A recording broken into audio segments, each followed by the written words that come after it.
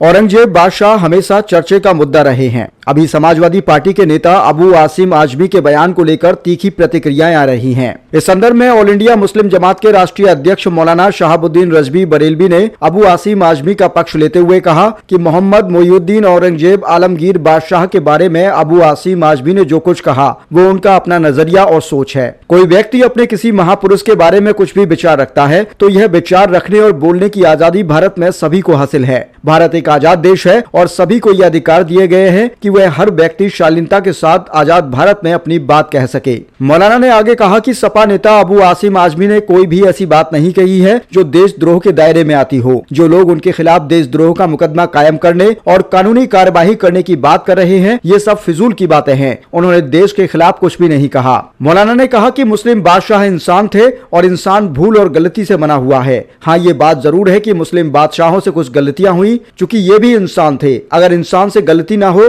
तो फिर वो फरिश्ता कहलाता है और फरिश्तों से गलतियां नहीं होती। मौलाना ने आगे कहा कि अब वह पुराने जमाने की बातों को छोड़कर प्रधानमंत्री नरेंद्र मोदी के नए भारत की बात करना चाहिए। देश और प्रदेशों की तरक्की किस तरह होगी उसकी बात करनी चाहिए। देश विश्व गुरु बनने जा रहा है, इसकी बात करनी चाहिए, न कि हिंदू मुस्लिम की बात की जाए।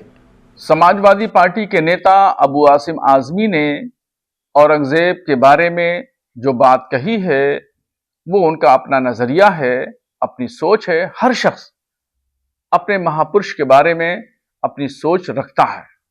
उन्होंने कोई ऐसी बात नहीं कही कि उनके खिलाफ देशद्रोह का मुकदमा लिखा जाए या उनके खिलाफ कोई कानूनी चाराजोई हो।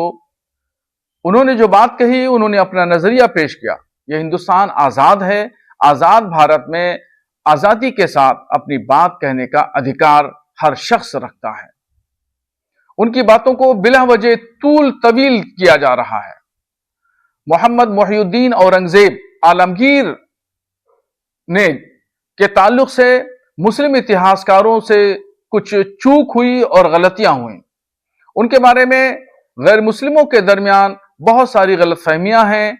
उस गलतफहमियों को दूर करने में मुस्लिम इतिहासकार नाकाम रहे। उन्होंने उनकी छवि को सुधारने की कोशिश नहीं की।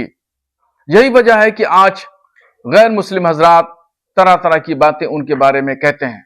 उनके बारे में सबसे बड़ा इल्जाम यह लगाया जाता है कि मंदिर तोड़े, तो दूसरी तरफ यह भी तारीख है कि उन्होंने मज़ारों को भी तोड़ा।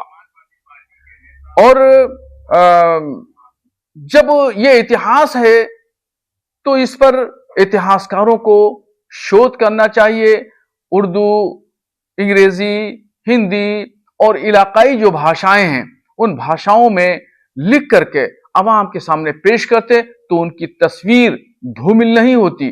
उनकी तस्वीर पर जो बादल छाए हुए हैं वो तस्वीर उभर करके सामने आती और सही शक्ल में पेश की जाती।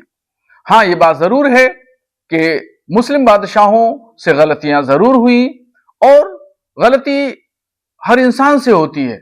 मुस्लिम बादशाह भी इंसान थे और इंसान से ही गलती होती है। अगर इंसान से गलती न हो तो फिर वो फरिश्ता कहलाएगा।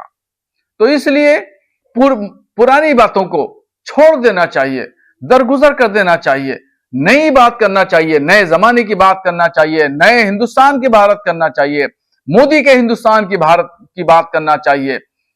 आज मोदी जी की वजह से हिंदुस्तान पूरी दुनिया में एक विश्व गुरु बनने की दौड़ में है। तो इसकी बात करना चाहिए कि हमारा भारत किस तरीके से तरक्की करेगा, कैसे यहाँ पे विकास के काम होंगे।